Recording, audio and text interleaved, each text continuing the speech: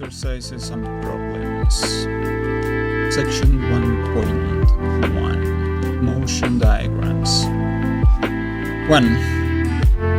A car skids to a halt to avoid hitting an object in the road. Draw a basic motion diagram using the images from the movie, from the time the skids begins until the car is stopped.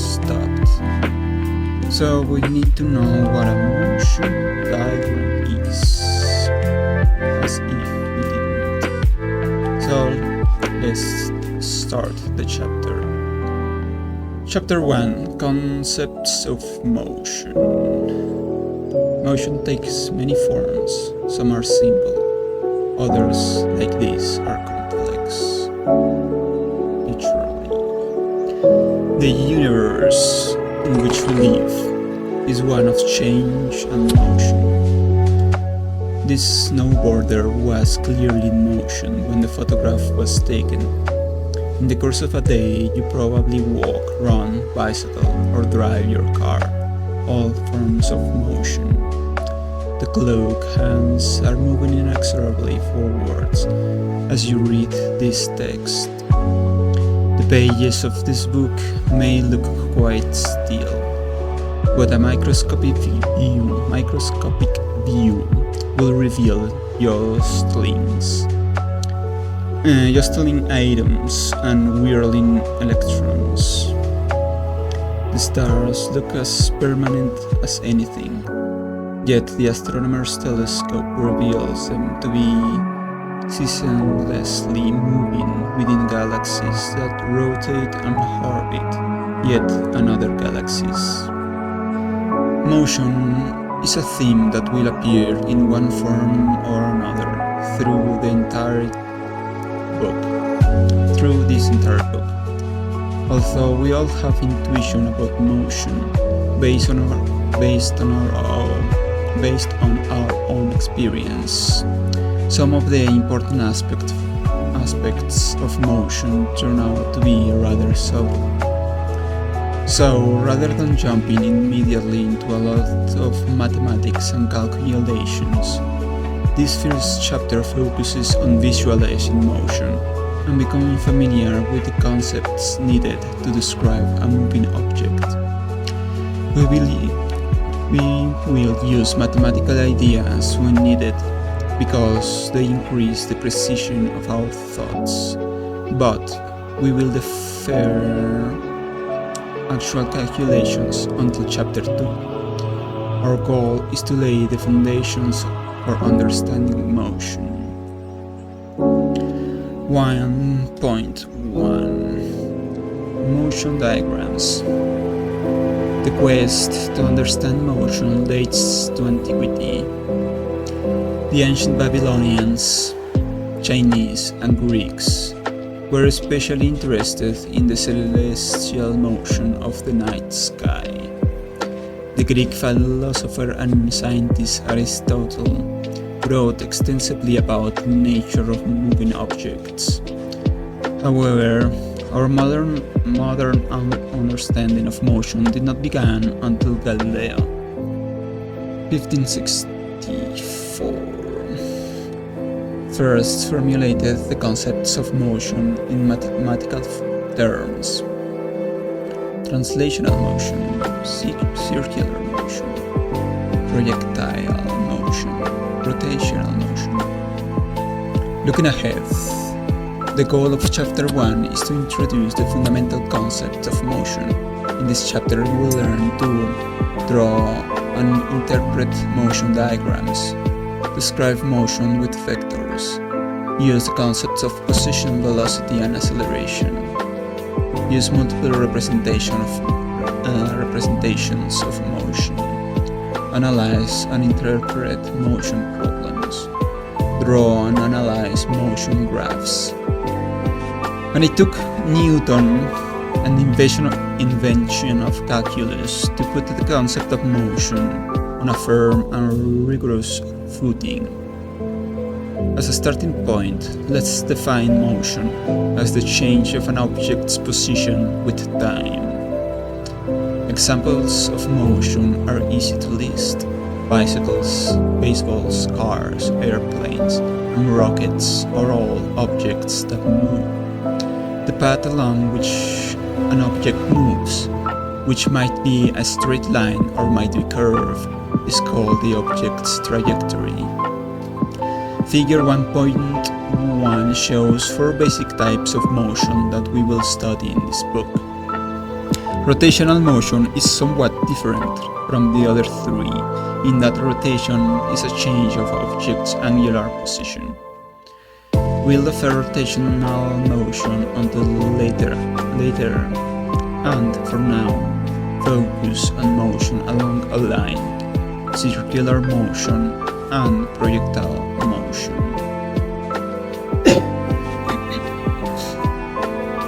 Making a motion diagram. An easy way to study motion is to make a movie of a moving object. A movie camera, as you probably know, takes photographs at a fixed rate.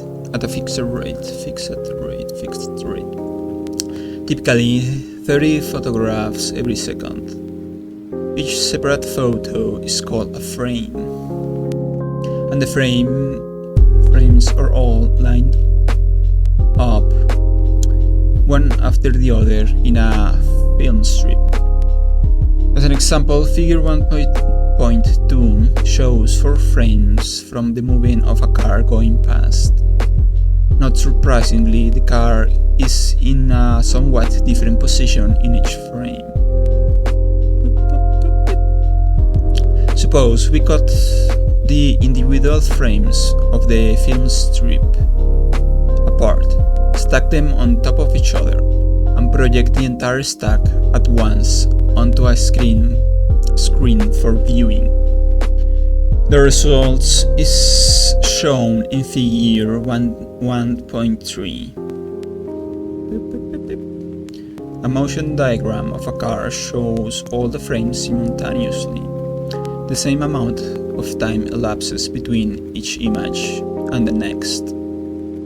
So, now we know what a motion diagram is. We can draw it.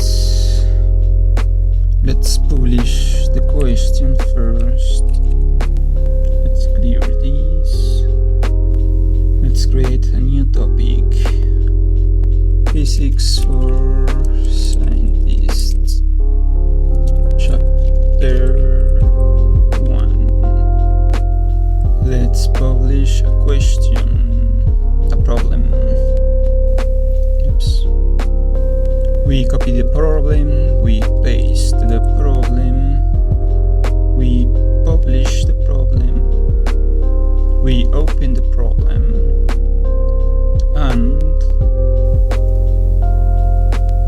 we draw the solution. So the car is going and is stopping. There's an object here, and the car is going slower and slower, something like that, and then it's stopped. So we can publish this answer and we get a reward. And we were building a little house. We can buy bricks and we put the bricks down. Bricks. We were building a wall. So we made some progress. Question number 2. You draw a saucer ball from your third-story balcony. You drop a saucer ball from your third-story balcony. Draw a basic motion diagram using the images from the movie from the time you release the ball until it touches the ground. So the ball is going to be accelerating. I haven't learned that maybe. So let's keep reading.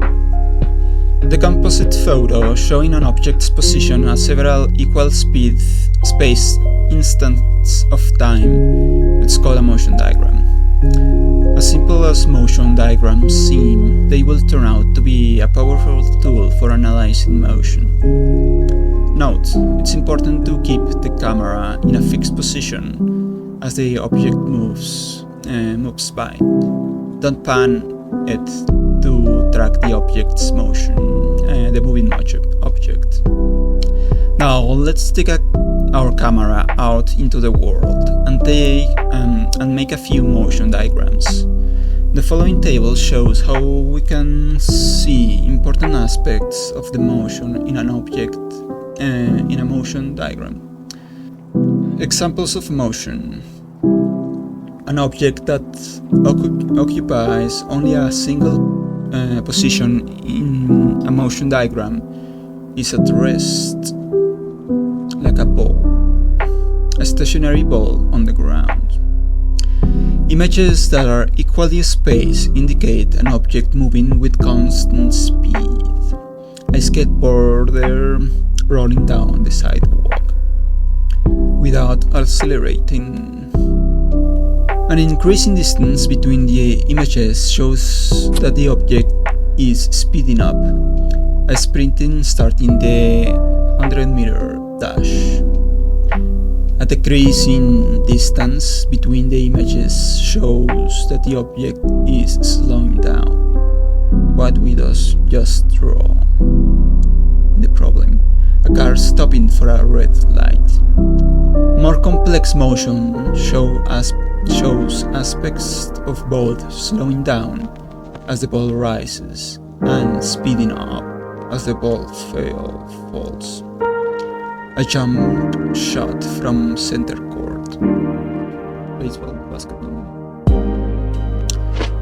We have defined several concepts: at rest, constant speed, speeding up and slowing down, in terms of how the moving object appears in a motion diagram. These are called operational definitions, meaning that the concepts are defined in terms of a particular procedure or operation performed by the investigator. For example, we could answer the question, is the airplane speeding up, by checking whether or not the images in the plane's motion diagram are getting farther apart.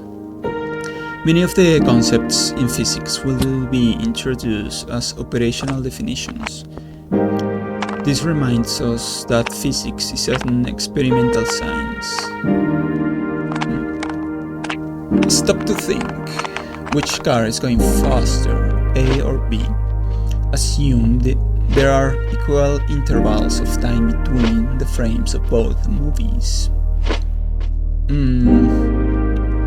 B seems to be going faster in the reverse direction, because in the same time between one frame and the other is more distance. Velocity is distance over time. Note: each chapter will have several stop-to-think questions. These questions are designed to see if you are understanding the basic idea that has been presented. The answers are given at the end of the chapter, but you should make a serious effort to think about these questions before turning to the answer. If you answer correctly and are sure of your answers rather than just guessing, you can proceed to the next section with confidence. But if you answer incorrectly, it will be wise to read the preceding section before proceeding onwards. Okay, so this shows something falling. So we can copy this. Well, yeah, this is square.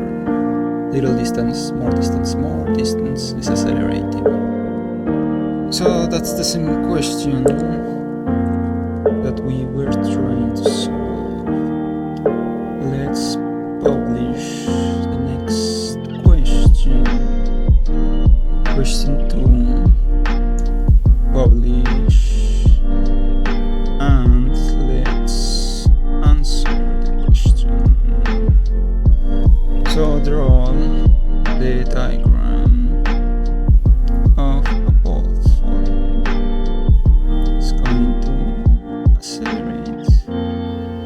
in the downward direction in a parable. So we can publish this answer. We get a reward and we can create more bricks with it. Let's move all this out of the way. Let's see. Our little ugly home is taking place and taking shape. We almost have a room. Next question. Question 3. Two bank robbers are driving at a steady speed in their getting away car until they see the police. Then they start to speed up. Draw a basic motion diagram of the getaway car using images from the movie from 1 minute before the robbers see the police until 1 minute afterwards. We can do that with the knowledge that we already have. So let's publish the question. And now let's answer the question. So steady motion and then speeding up. So it's going to be steady, steady, steady, equally spaced, and then they're going to start accelerating. They're going faster and faster. Police spotted. So we publish the answer, we get our rewards, we build our little home.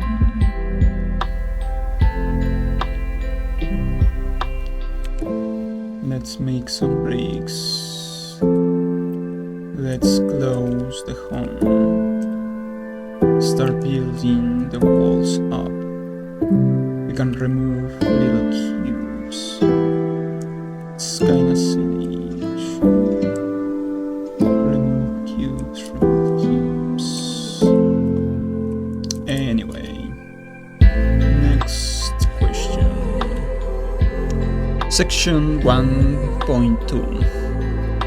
The particle model. Exercise 4. Write a paragraph describing the particle model. What is it and why is it important? So we don't know what the particle model is, so let's back to reading. Let's go back to reading. Section 1.2. The particle model. For many objects, such as a car and rockets, the motion of the object as a whole is not influenced by the details of the object's size and shape. To describe the object's motion, all we really need to keep track of is the motion of a single point, such as a white dot painted on the side of the object. If we restrict our attention to the objects undergoing transitional motion, which is the motion of an object along a trajectory, we can consider the object as if it were just a single point, without size or shape. We can also treat the object as if all of its mass were concentrated into this single point. An object that can be represented as a mass at a single point in space is called a particle. A particle has no size, no shape, and no distinction between top and bottom or between front and back. If we treat an object as a particle, we can represent the object in each frame of motion diagram of a motion diagram as a simple dot rather than having to draw a full picture. Figure 1.4 shows how much simpler motion diagrams appear when the object is represented as a particle. Note that the dot has been numbered. Dots have been numbered 0, 1, 2. It's raining. It's time to take a rest after 4 minutes. Listen to the rain. We are safe in our little home without